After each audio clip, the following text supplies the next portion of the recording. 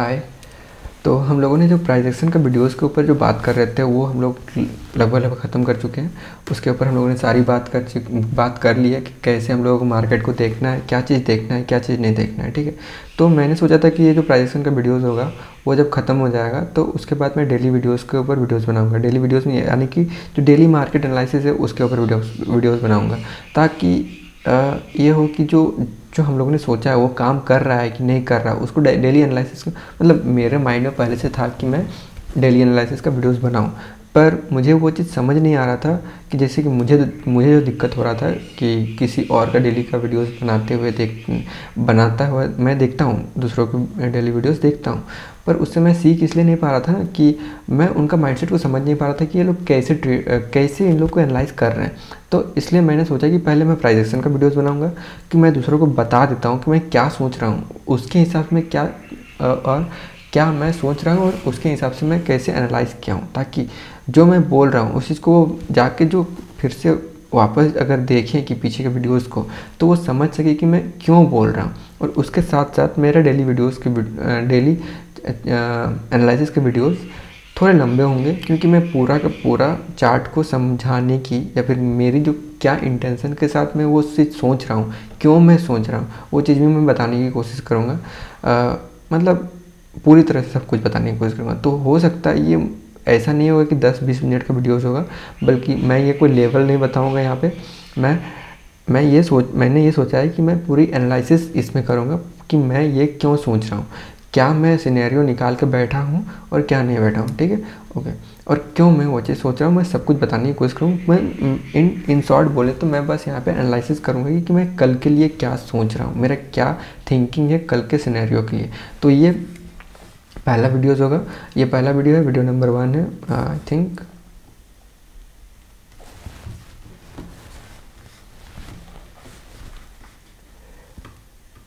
तो ये video number 1 है और कल के लिए, यानी कि डेट हम लोग का है 03/9/24। इसके लिए कल को ट्यूसडे है। पहला चीज़ ये चीज़ देख लीजिए कि कल को ट्यूसडे है, मतलब एक्सपायरी से एक दिन पहले। तो जो हम लोगों का थीटा डिके हो चुका है, मतलब कल को अगर हम लोगों को जो भी प्रीमियम मिलेगा वो लगभग 200 से 300 के बीच में मिलेगा। ठीक है, और ऊपर से इसके साथ साथ देखिए जो रिस्क होता है हम लोग का,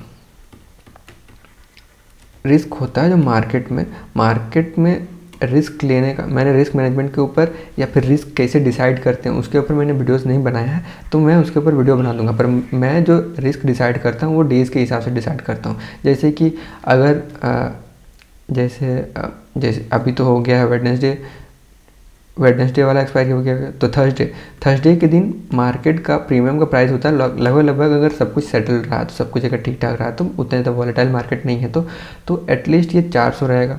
तो 400 में मैं इस जगह पे जितना भी प्रीमियम है उसका 20% मैं ये मान के चलता हूँ कि ये मेरा रिस्क है, ये मेरा स्टॉप लॉस 20% होगा, एटलीस्ट ये 20% होगा, 20 से 25% के बीच में होगा।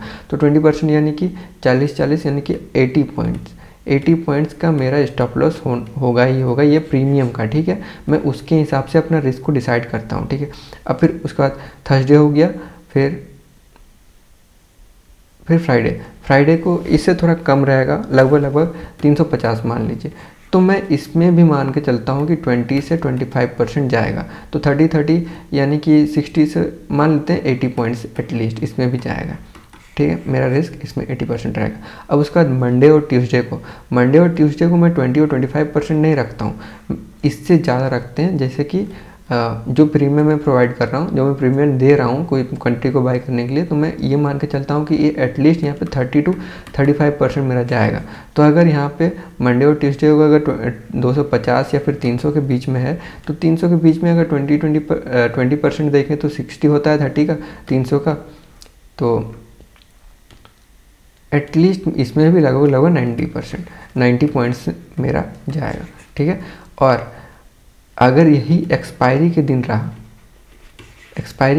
तो एक्सपायरी के दिन एटलीस्ट यहाँ पे अगर मैं मॉर्निंग में ट्रेड कर रहा हूँ तो 150 रहेगा। 150 में मैं मान के चलता हूँ कि यहाँ पे 50% मेरा तो पक्का जाएगा। ठीक है, आप अगर प्रीमियम ही दे रहे हैं 150 रुपीज़, तो ये 150 रुपीज़ का एटलीस्ट 50% कितना होता है, 75, तो ये 75% का तो स्टॉप लॉस होगा। अगर आपकी 75% का स्टॉप लॉस मतलब समझ रहे हैं, अगर बैंक निफ्टी में देखेंगे तो कम से कम 100 पॉइंट्स का, तो आप बैंक निफ्टी है 50,000 का, 50,000 में 100 पॉइंट्स 50,000 का कितना होता है, 20% भी नहीं होता है, ठीक है। तो अब इतना तो स्टॉप लॉस रखेंगे। अगर कोई अपने थ्योरीज पे आपने अगर कोई चीज़ सोचा है, कुछ चीज़ हो रहा है आपके हिसाब से, तो कम से कम 100 पॉइंट, 80 to 100 पॉइंट तो आपका स्टॉप लॉस रहेगा ही बैंक निफ्टी पे। तो 80 to 100 पॉइंट्स में आपका एटलीस्ट यहाँ पे 75 पॉइंट्स जाएगा ही जाएगा। तो ये चीज़ अभी जो मैंने आपको बताया, ये चीज़ देखते हुए ये रिस्क मैनेजमेंट करने का पहला तरीका है, ठीक है। ये आपका जाएगा ही जाएगा। उसके हिसाब से आपको अपना सोचना है कि आपको कितना मार्केट को देना है, क्योंकि अगर आप ये सोच के नहीं आते हैं कि आप कितना देने के लिए तैयार हैं, मार्केट में कितना देने के लिए आप तैयार हैं, उतने वो सोच के अगर नहीं आते हैं, तो फिर आप कैसे ट्रेड करेंगे, कैसे ट्रेड करेंगे इन द सेंस ये कि आपने जो एनालिसिस किया है, जो एनालिसिस करके बैठे हुए हैं, अगर उसी हिसाब से अगर मार्केट चला भी और जा भी रहा है, पर उस जो आपका थ्योरी था, जो भी आपने सोचा था, उसके हिसाब से अभी भी चल रहा है, पर आपको उसमें से भी कुछ पॉइंट ऑफ चेंज तो चाहिए ही ना।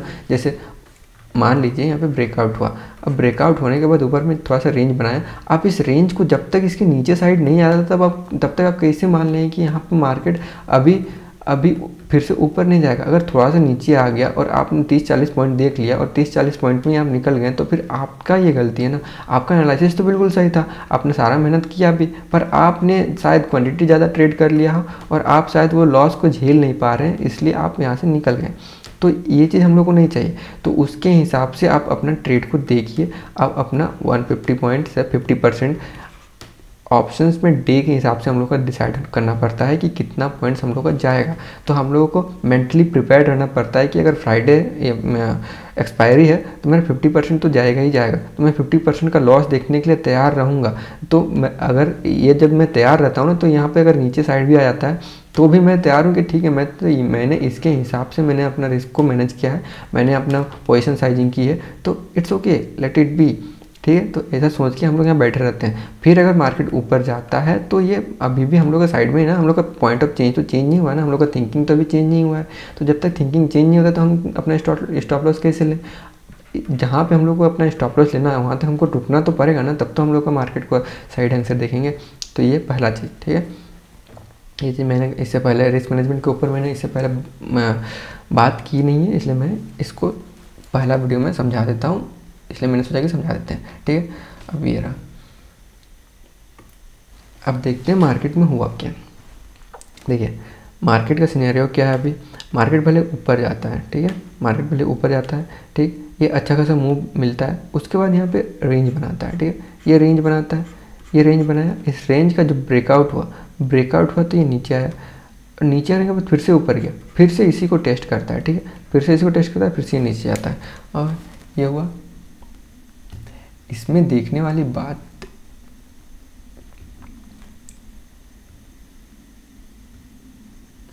रुक जाइए थोड़ा सा,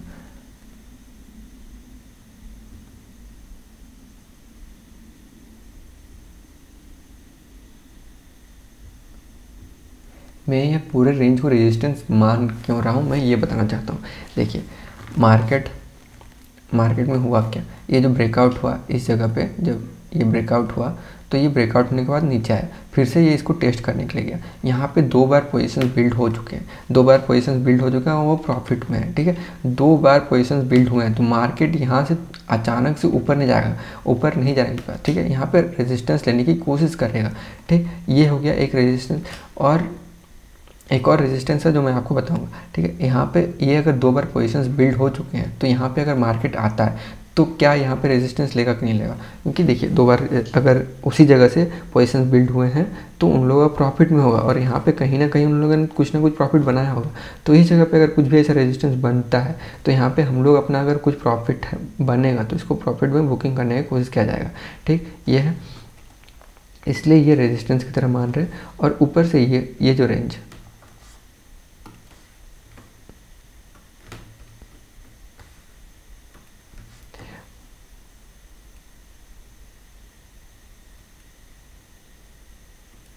ये जो रेंज का ब्रेकआउट हुआ है इसका भी टारगेट इसी जगह पे होगा। ये रेंज का जितना जितना बड़ा का रेंज रहता है उसी का ये जो डिफरेंस है उसी का टारगेट बनता है। इसका भी टारगेट इसी जगह पे आ रहा है। तो ये जो मेन रीज़न है ये रेजिस्टेंस क्यों है। देखिए पहले तो यहाँ पे इसी जगह पे ब्रेकडाउन हुआ था, तो ये पहला तो रेजिस्टेंस है ही, फिर दूसरा बार गया, उस बार फिर से यहाँ से फिर से एक बार रिवर्सल हुआ है। तो ये बहुत सारे पोजीशंस यहाँ पे बने हुए हैं। तो यहाँ पे एक रेजिस्टेंस है, ठीक है, पहला एक रेजिस्टेंस हम लोग को पता है कि यहाँ पे एक रेजिस्टेंस है। उसके बाद इसका ब्रेकआउट हुआ है, तो ये ब्रेकआउट हुआ है, ये वाला, ये नीचे वाला जो ब्रेकआउट हुआ है ये वाला, तो इनका जो ये जो डिफरेंस है ना, यही डिफरेंस इन लोगों का टारगेट होगा। तो ये डिफरेंस मिला जुला के यहीं पे आमने सामने कुछ आ रहा था। इनका भी टारगेट 52,000 के बीच में होगा। ये मार्केट का सिनेरियो है, उन लोग क्या क्या सोच रहे हैं मार्केट में, दूसरे ट्रेडर्स, उसके बारे में हम लोग बात कर रहे हैं, ठीक है।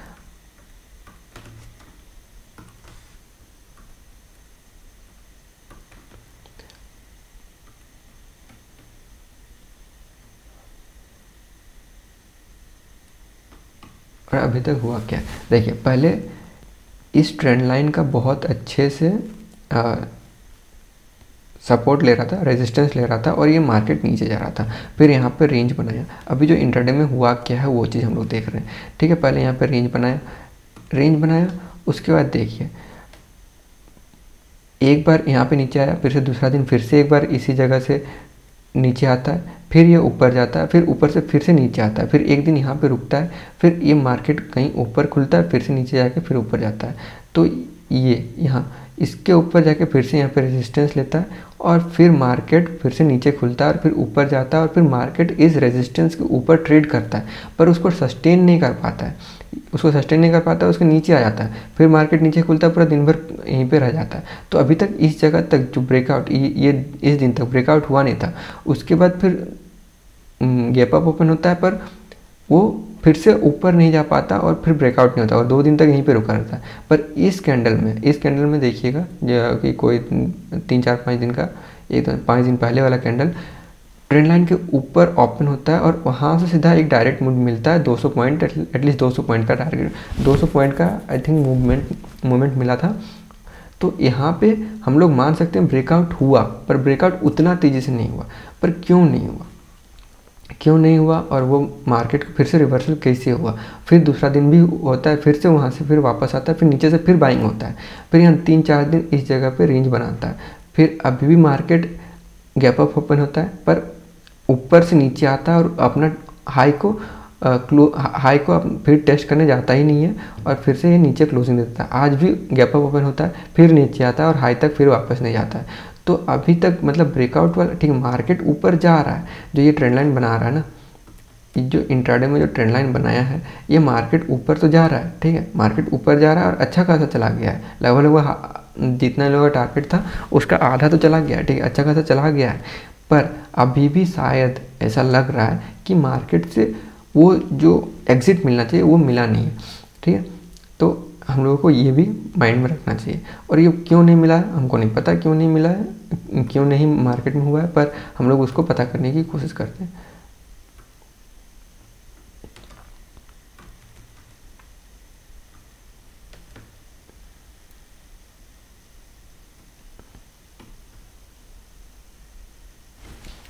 ठीक है, ये चीज़ देखिए, यहाँ पे ब्रेकआउट हुआ, इस जगह पे ब्रेकआउट हुआ,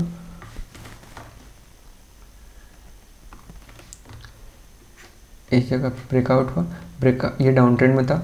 डाउन ट्रेंड में अगर यहाँ पे कहीं पे किधरों से अप साइड में कहीं पे अगर अपना डाउन साइड के लिए पोजीशंस बने होंगे, तो वो डाउन साइड में इस जगह पे पोजीशंस बने, बहुत ज़्यादा दिन का यहाँ पे रेंज बना, मतलब कुछ ज़्यादा दिन का रेंज बना, उसके बाद फिर ब्रेक डाउन हुआ, अब फिर से मार्केट किया है, तो 2-3 वो पोजीशंस बन चुके हैं। और तो ये इतना छोटा मूव तो नहीं पकड़े होंगे, अगर पकड़े भी होंगे तो कुछ प्रॉफिट बुकिंग करके कुछ ना कुछ यहाँ पे रखे हुए होंगे। तो उनका, या फिर जो हम लोग जो बाइंग के लिए ट्रेंड चेंज हो रहा है कि नहीं हो रहा है, वो कब देखेंगे हम लोग इस चीज़ को। ऐसा जगह तो इस जगह पे तो हम लोग अचानक हम लोग कुछ ऐसा सिचुएशन नहीं बनाया कि हम लोग को पता चल जाए कि यहाँ से सिचुएशन पूरा चेंज हो गया, ब्रेकआउट हो गया, बस यहाँ पे रेंज बनाया और ब्रेकआउट हो गया तो ये सिचुएशन चेंज हो गया। हम लोग ये अभी नहीं बोल सकते कि ये पूरी तरह से चेंज हुआ है, ठीक है।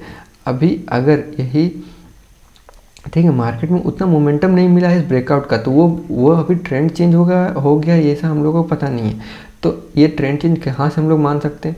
एक सिचुएशन ये मान सकते हैं कि 0.5 है और 0.33 इसके बीच में अगर टाइम बिताए, जो ये डाउन ट्रेंड है ना उसका, ये जो डाउन ट्रेंड है उसके बीच में अगर टाइम बिताए, जो कि बिताया है, ये जो टाइम बिताया, इस टाइम बिताने के बाद अगर 0.5 के ऊपर अगर मार्केट क्लोज करता है तो शायद बहुत सारे ट्रेडर ये मानेंगे कि ये जो डाउन साइड का जो पोजीशन बनाए थे वो अपना प्रॉफिट बुकिंग यहाँ पे करेंगे, और जो न्यू बायर्स आएंगे वो जो न्यू बायर्स भी शायद एंट्री लेंगे तो वो इसके ऊपर ही लेंगे, क्योंकि जो अभी डाउन साइड में है वो शायद अप साइड में जो ट्रेंड रिवर्सल होता है वो ट्रेंड रिवर्सल एटलीस्ट 0.5 के ऊपर ही मानेंगे।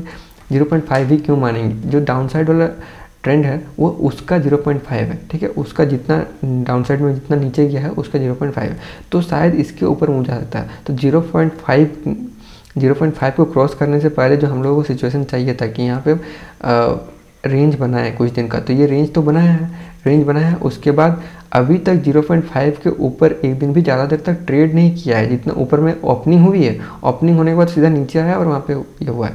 तो अगर मार्केट यहाँ पे अगर क्लोजिंग या फिर यहाँ पे सस्टेन कर जाए जो कि है 51,500, इसके ऊपर अगर सस्टेन कर जाए उसके बाद ब्रेकआउट दे, तो हम लोगों का पहला टारगेट तो यही होगा। पर इसका जो इसके हिसाब से जो टारगेट निकल रहा है वो कौन सा निकल रहा है? लगभग इस रेंज का, जो कि है 52,500, ठीक है। इसलिए मैंने ये जो रेंज लिया था ना, ये वाला रेंज, उसको मैं रेजिस्टेंस की तरह मान रहा था। रेजिस्टेंस की तरह क्यों मान रहा था? क्योंकि देखिए ये जो रेंज है ना, इस रेंज का टारगेट यहाँ पे आ रहा है, और इसका जो ये रेंज का जो टारगेट है उसका ये टारगेट आ रहा है, ठीक है। तो ये दोनों के बीच में इनका यहाँ पे कहीं पे प्रॉफिट बुकिंग करने की कोशिश करेंगे। अगर इसी के साथ अगर यहाँ चला गया तो ये दोनों पूरा ये जो रेंज है ना, ये रेजिस्टेंस की तरह रेंज है, तो हम लोग वहाँ तक का टारगेट सोच ही नहीं रहे हैं। अगर हम लोग का टारगेट यहाँ पे कुछ भी ऐसा सिचुएशन दिखा तो हम लोग यहाँ तक का प्रॉफिट बुकिंग करने का सोचेंगे, और ऐसे भी उतना बार का प्रॉफिट उतना बार का उल्टा साइड में हम लोग ऐसे भी trend lay down side market में हम लोग बाइंग साइड का हम लोग सिचुएशन देख रहे हैं, तो हम लोग ऐसे भी क्वांटिटी हम लोगों को तो कम करना ही है, और मोमेंटम जितना दूर तक रहता है उतना दूर तक टिके रहना है। बाद बाकी गुड फॉर आवर थिंकिंग, जैसा भी हम लोग को वहाँ पे मार्केट में जैसा दिखाता है उसके हिसाब से नहीं। पर अगर मार्केट नहीं दिखा रहा तो खुद से हम लोग अगर देखें तो पहला टारगेट ये, दूसरा टारगेट ये, पर उससे उतना ज़्यादा अगर टारगेट नहीं देखना है तो पहला टारगेट है कितना? अगर ऊपर साइड में ब्रेक करता है तो 622, 51,622, उसके बाद फिर 7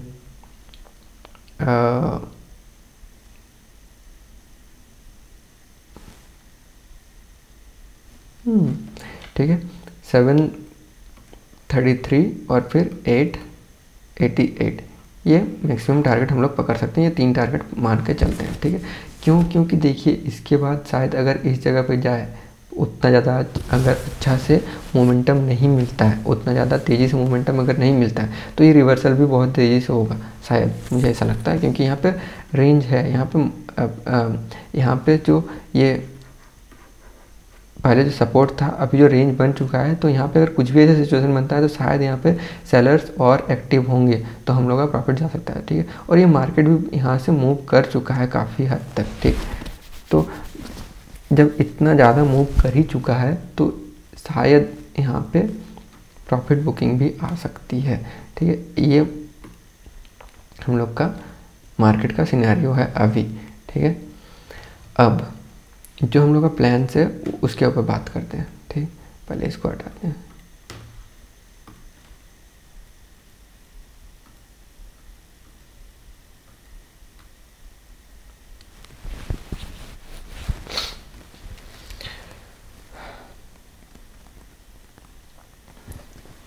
ठीक है, अब इतना सारा सिनेरियो देखने के बाद हम लोग को पास जो हम लोग को प्लान बनाना है कल के लिए, वो क्या क्या है। तो पहला चीज़ कि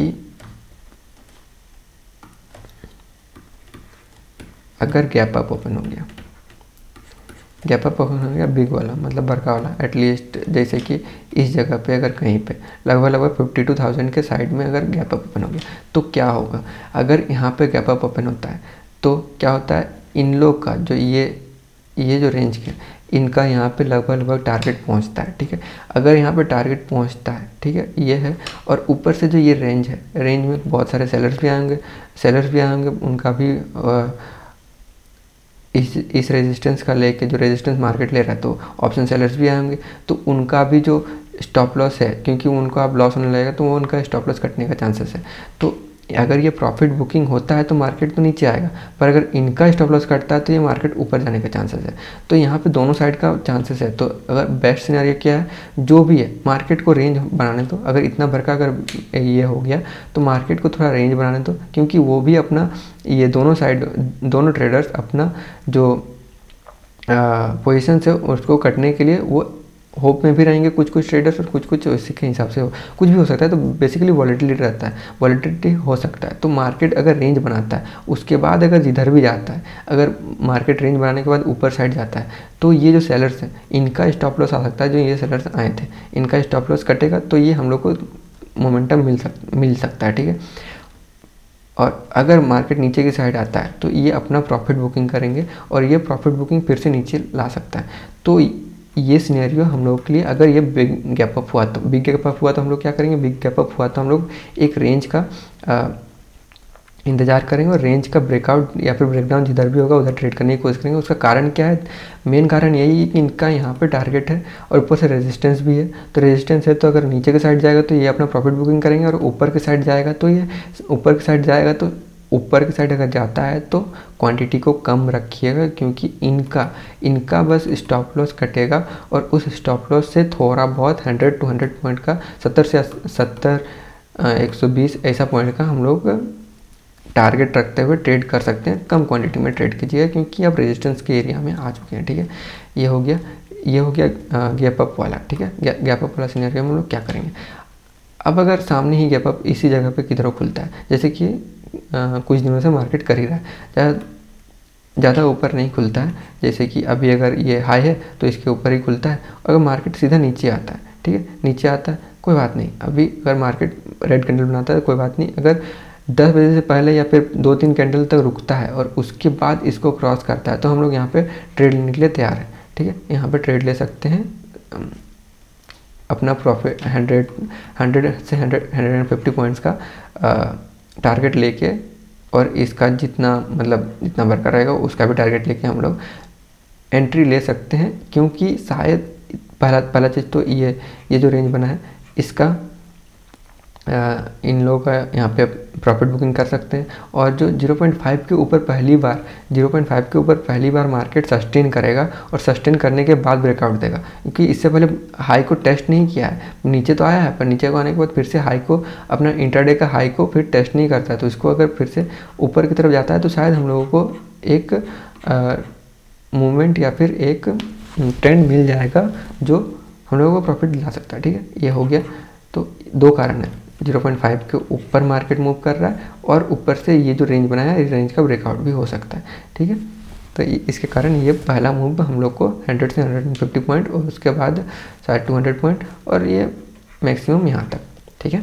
ये अब इसी सिचुएशन में एक और सिचुएशन का हम लोगों को शायद इंतज़ार करना चाहिए। अगर मार्केट हाई के ऊपर खुलता है और फिर से मार्केट नीचे आता है, और इन दोनों हाई के नीचे अगर कहीं क्लोज कर देता है, जैसे ऐसा कुछ अगर कैंडल बनाता है, तो ये बहुत ही बढ़िया चीज़ है। क्योंकि होने से जो अगला नेक्स्ट डे होगा उसके बाद ये जो मार्केट देगा, ये मार्केट जो इन लोगों का सारा जो ये ट्रेंड लाइन बना है, इंट्राडे का ट्रेंड लाइन बना है, उसका जो जितना भी पोजिशन ट्रेडर्स हैं, इनका होप ट्रेड में जो रुके हुए थे, जो इनका स्टॉप लॉस था, इन लोग जो सारे के सारे ऊपर से डाउन साइड में रहेगा, तो नए ट्रेडर्स भी आएंगे, तो इनका ये मोमेंटम बहुत तेज़ी से होगा। ऐसा होता है तो बहुत बेटर है। अगर इसीलिए बोल रहे हैं कि मार्केट को अपना सिनेरियो बनाने दीजिए, मार्केट को अपना बेस्ट देने दीजिए। अभी अगर मार्केट में मूव नहीं कर रहा तो आप ज़बरदस्ती का ट्रेड करने का कोई ज़रूरत नहीं है, क्योंकि अगर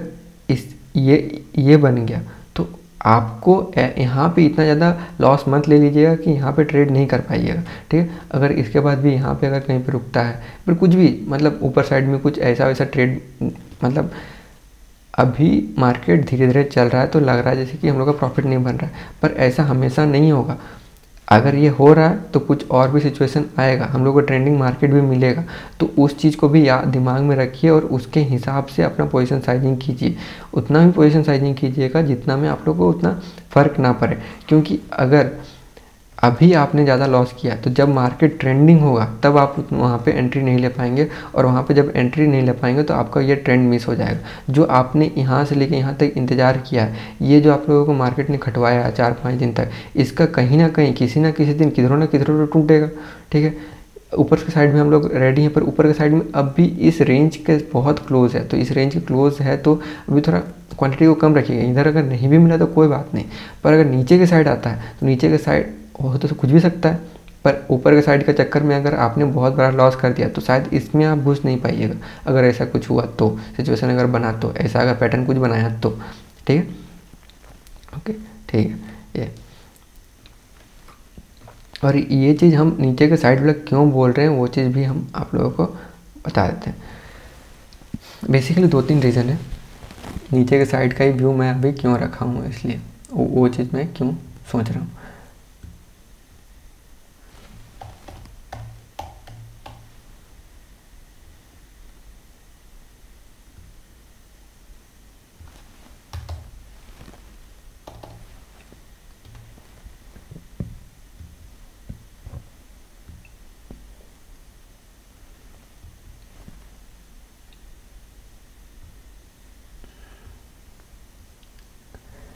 देखिए,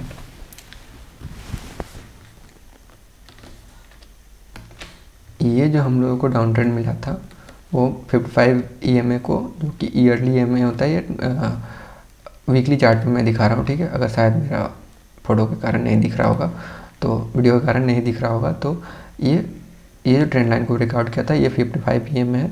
तो उसके बाद जब ऊपर गया, देखिए कितना अच्छी तरीके से 55 EMA को सपोर्ट ले रहा है। तो यहाँ पे एक बार लिया, यहाँ पे एक बार लिया, यहाँ पे एक बार लिया, फिर यहाँ पे एक बार लिया। जितना बार डाउन साइड आता है उसमें इसी जगह पे जो 55 EMA है उसी जगह पे लेता है, पर अभी तक इसको 55 EMA को यहाँ पे टच नहीं किया है। ठीक है, ये एक रीज़न है। अगर यहाँ से जो आप ये रिवर्सल का इंतज़ार कर रहे हैं, जो हम लोगों ने जो पिछले मंथ देखा था, जो ब्रेक क्या बोलते हैं उसको, इलेक्शन के टाइम जो हम लोगों ने जो अचानक से मार्केट का अप ट्रेंड देखा था, वो इसलिए हुआ था क्योंकि मार्केट बहुत तेज़ी से नीचे भी गिरा था और सीधा 55 EMA का आके यहीं पे आके सपोर्ट लिया और ऊपर चला गया था। ठीक है, और आप देखेंगे तो यहाँ हर बार यहाँ तक आता है, उसके बाद ही फिर से अप ट्रेंड स्टार्ट होता है। तो इस बार अगर नहीं होगा तो हम नहीं बोल रहे हैं कि हो यहाँ तक आएगा ही आएगा, पर मेरा व्यूज़ है कि शायद यहाँ पर हो सकता है। ऊपर से मार्केट अभी डाउन ट्रेंड में था और ये फ्लैग पैटर्न टाइप का भी बना रहा है ये वीकली चार्ट में। ठीक है, तो शायद अगर मुझे जहाँ तक लग रहा है, मेरा जो व्यूज़ है ज़्यादातर बड़ी क्वांटिटी में ट्रेड करने का, वो डाउन साइड में है अभी भी। ऊपर साइड में अगर मिलता है तो ट्रेड कीजिए, पर क्वांटिटी कम कीजिए। ठीक है, क्वांटिटी कम कीजिए ताकि आप अगर मार्केट फिर से डाउन साइड आता है तो डाउन साइड में ट्रेड करने के लिए आप तैयार रहें। ओके, ठीक है, ये एक रीज़न हो गया। एक और चीज़ जो देखिए, जो चीज़ है,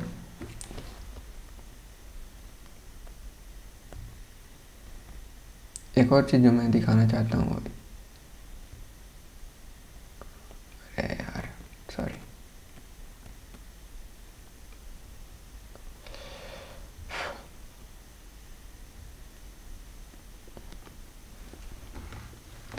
देखिए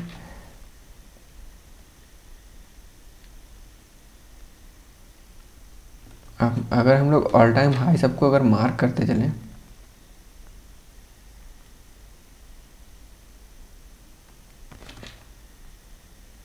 तो आपको एक पैटर्न दिखेगा जो शायद आप लोगों ने देखा है कि नहीं देखा है मुझे नहीं पता।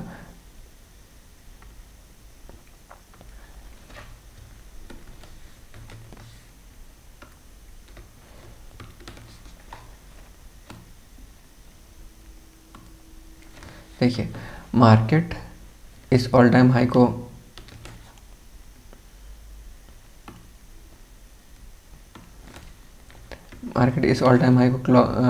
क्रॉस करता है और एक दूसरा ऑल टाइम हाई बनाता है, नीचे आता है और इस ऑल टाइम हाई तक का सपोर्ट लेता है और फिर से ये ऊपर जाता है।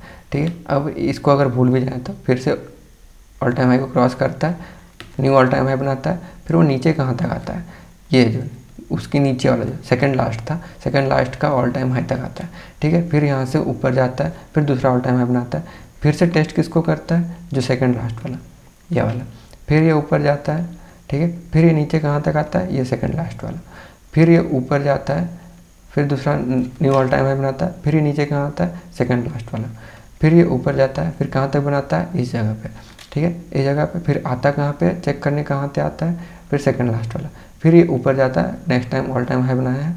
फिर ये अभी तक इसको चेक नहीं किया है, ये जो 48 कुछ वैसा ही है, 47,000 कुछ 700 या फिर ऐसा कुछ है, इसमें ऑल टाइम हाई को यहाँ तक आना चाहिए। मुझे जहाँ तक लगता है यहाँ तक मैं अभी भी होप में हूँ कि आ सकता है, जब ये वाला ऑल टाइम है जो कि 47 कुछ है।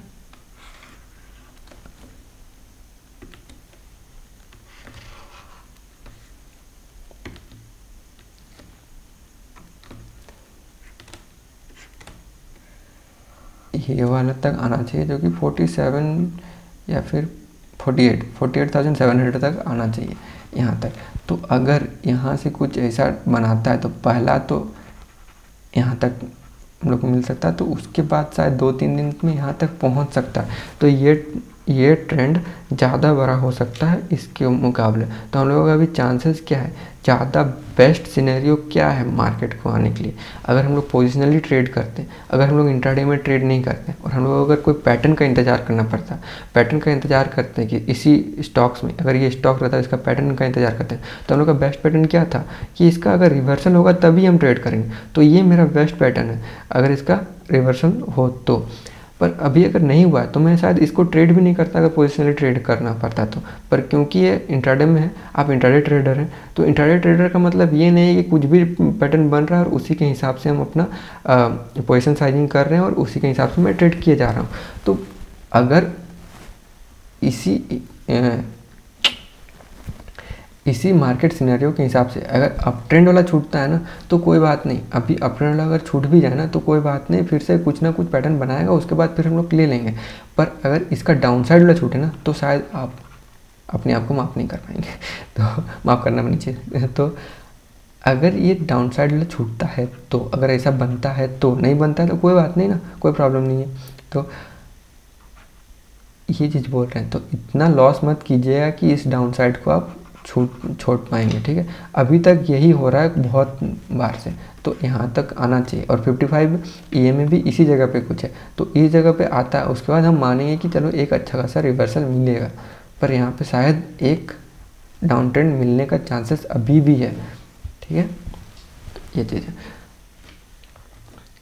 अब इसको सबको डिलीट करो।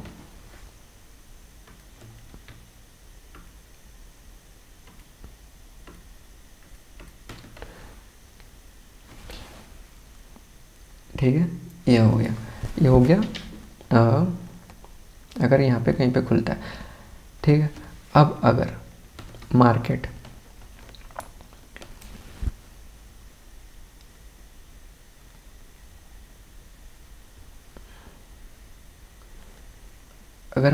अगर यहीं पे किसी जगह पे खुल जाता है, मार्केट ये हाई और क्लोजिंग के बीच में कहीं खुलता है, तो कुछ देर रेंज बनाने दीजिए मार्केट को, रेंज बनाने दीजिए। बेस्ट क्या होता है कि इस हाई को अगर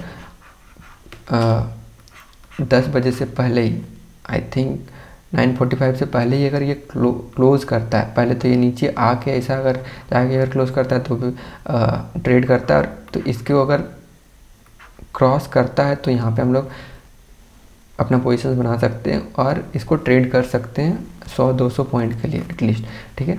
और अगर यहाँ पे कुछ 10 बजे तक अगर रेंज बना ही रहा तो उस रेंज का ब्रेकआउट देखेंगे। रेंज का ब्रेकआउट कैसे देख सकते हैं, एक बार का कैंडल बने उसको साला, मेरे को यही समझ में आता है। तो ऐसा कुछ बनता है तो हम लोग इसका स्टॉप लॉस लेते हुए हम लोग अप ट्रेंड की ओर जा सकते हैं।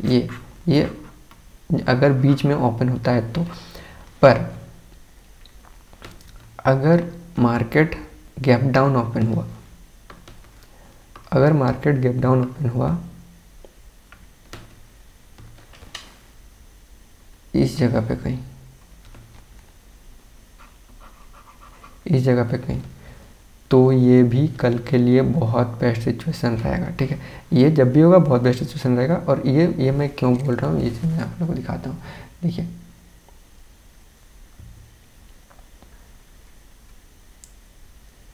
ऐसा ही सिचुएशन, बिल्कुल इसी टाइप का सिचुएशन। देखिए यहाँ पे भी मार्केट ने डाउन ट्रेंड दिखाया था, फिर मार्केट ऊपर गया, कुछ दिन रेंज में यहाँ पे रहा, उसके बाद फिर इसके ऊपर फिर से रेंज बनाता है, फिर ऊपर ही जाते जाता है, पर हमें वैसा ट्रेंड हम लोग को मिला नहीं है। फिर अचानक से गैप डाउन होता है। गैप डाउन होने के बाद होता क्या है, उस दिन हुआ क्या था वो देखिए। ये वाला दिन लगभग नवंबर का है पिछले साल का। तो मार्केट गैप डाउन ओपन होता है, फिर ऊपर जाता है अचानक, ठीक है। और यहाँ पे कुछ देर रुकता है, 10-15 मिनट तक रुकता है, उसके बाद अपना हाई को ब्रेक नहीं करता है। और फिर इसको जब ये जो रेंज छोटा मोटा रेंज बनाया था उसको जब क्रॉस करता है तो बहुत तेज़ी से मार्केट नीचे आता है यहाँ तक, और उसके बाद फिर इसको भी क्रॉस करता है। तो ये जो मोमेंटम, एटलीस्ट ये मोमेंटम अगर आप कैप्चर कर लिए ना, ऐसा ही अगर सिचुएशन बना तो ये मोमेंटम आपको 200-300 पॉइंट का मोमेंटम ऐसे ही है। उसमें भी मोमेंटम में अलग तेज़ी से ऑप्शन प्राइस भी बहुत तेज़ी से बढ़ते हैं, तो वो बहुत अच्छा रहेगा आपके लिए। तो मैं इस चीज़ के लिए भी इंतज़ार कर रहा हूँ। अगर मार्केट यहाँ पे गैप डाउन खुला तो, अगर खुला तो, नहीं खुला तो कोई बात नहीं, कोई प्रॉब्लम नहीं है। गैप डाउन कहाँ पे खुला, 51,000 के आसपास कहीं खुलता है, और आसपास या फिर उसके नीचे, तो मार्केट अगर ऊपर जाता है फिर यहाँ पे फिर से इसको कहीं पे क्रॉस करता है तो ये बहुत तेज़ी से मार्केट नीचे जाएगा। क्यों जाएगा, क्योंकि देखिए ये तो पहली बात तो इंटरडे में ये जो ट्रेंड लाइन बना है, ये ट्रेंड लाइन का ब्रेकडाउन होगा, ठीक है। जो पोजिशनल ट्रेडर जो अपना पोजीशंस बनाए हुए हैं अपना प्रॉफिट बुकिंग करेंगे। उसके बाद ये पोजिशनल ट्रेडर्स जो ये ऑप्शन सेलर्स आए हैं, ये ऑप्शन सेलर्स जो ऊपर के साइड बना हुआ है, अपना जो प्रॉफिट है वो अपना प्रॉफिट बुकिंग भी करेंगे ऊपर से। उसके साथ साथ जो ब्रेकआउट का जो देख रहे थे, जो ये ब्रेकआउट का देख के ब्रेकआउट को जो ट्रेड किए हैं, उस ब्रेकआउट का ट्रेड करने के बाद भी ये ब्रेकआउट के अंदर फिर से घुसेगा। तो ये ब्रेकआउट फेल हो गया, तो ये ब्रेकआउट फेल होने का भी स्टॉप लॉस यहाँ पे बहुत सारे आएंगे। तो ये सिचुएशन अगर होता है तो बेस्ट है, बहुत अच्छी बात है। पर गैप डाउन खुलेगा नहीं खुलेगा मुझे क्या पता, अगर होगा तो मैं बात कर रहा हूँ, ठीक है। अगर ऐसा होता है तो ठीक, तो ये मोमेंटम सही मिलेगा शायद, ठीक है। ये ओके, अब ये सब तो हो गया क्या बोलते हैं बैंक निफ्टी का बस। पर बैंक निफ्टी के साथ साथ हम लोग को अपना कंपोनेंट्स को भी देखना है ना। तो कंपोनेंट्स में देखिएगा ना, तो कंपोनेंट्स थोड़े कंफ्यूज करके रखे हुए हैं, और मार्केट शायद मूव भी इसलिए नहीं कर रहा है क्योंकि कंपोनेंट्स बहुत ही अजीबोगरीब टाइप का चल रहा है। तो अगर कंपोनेंट को देखेंगे, देखिए ये HDFC ऊपर का लगभग 1644 से 47 तक का रेंज में है, मतलब रेजिस्टेंस ले रहा है। और नीचे साइड लगभग 1619 का सपोर्ट ले रहा है, और इस दोनों के बीच में बहुत टाइम बिताया। उसके बाद फिर एक दिन गैप अप ओपन होता है, फिर वो डायरेक्टली नीचे आ जाता है, फिर से रेंज में ही ट्रेड करने लगता है।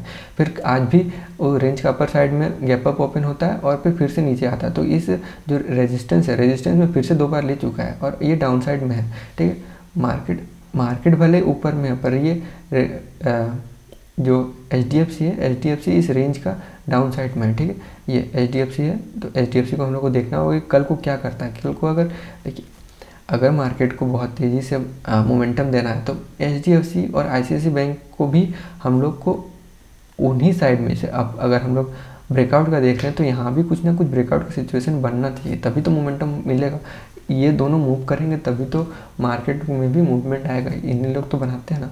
तो जैसे कि ये नीचे बना हुआ है, फिर ICICI बैंक को देखिए, ICICI बैंक ये ब्रेकआउट, ये इसी टाइम में जो वो ब्रेकआउट हुआ है उसी टाइम में ये भी ब्रेकआउट किया था। पर ICICI बैंक बहुत ऊपर चला गया, 3-4 दिन चला गया, और इसमें थोड़ा बहुत प्रॉफिट बुकिंग आया, फिर थोड़ा रेंज बनाया।